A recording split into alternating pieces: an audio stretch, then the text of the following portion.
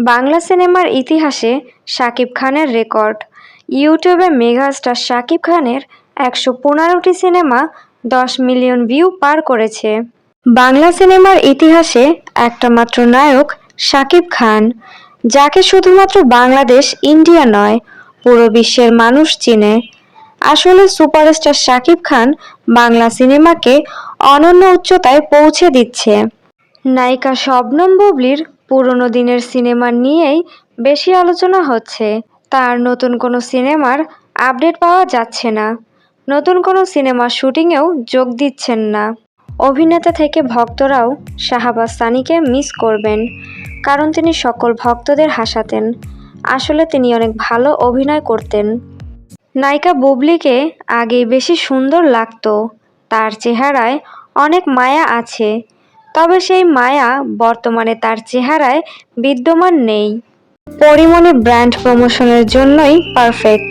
পরীমণিকে দিয়ে আর ভালো মানের সিনেমা আশা করা যায় না।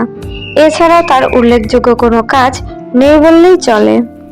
এমপি হতে গিয়ে সিনেমা থেকে অনেক দূরে সরে গেছেন অগ্নিকন্যা খ্যাত নায়িকা মাহিয়া মাহি। মাহির সিনেমা এখন আর কেউ দেখতে চায় না। ১০ থেকে ১৫ কোটি টাকা কাবিন নিয়ে বিয়ে করতে চান নায়িকা মিষ্টি জান্নাত।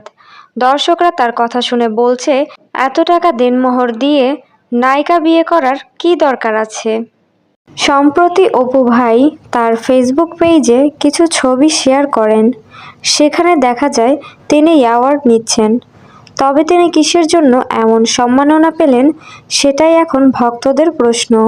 রিসেন্টলি একটা ইন্টারভিউতে নায়িকা বুবলি বলেন, আমাকে কেউ শাকিব খানের নায়িকা বললে ভালোই লাগে, খারাপ লাগবে কেন? তার হাত ধরেই তো ইন্ডাস্ট্রিতে আমার পথ চলা। বাঙালির সন্দেহ যে একেবারে মিথ্যে হয় না, তা আবারও প্রমাণ করে দিয়েছেন মেহজাবিন চৌধুরী। ২ বছর আগেই বিয়ে করেছেন নির্মাতা আদনান আল রাজীব ও মেহজাবিন চৌধুরী।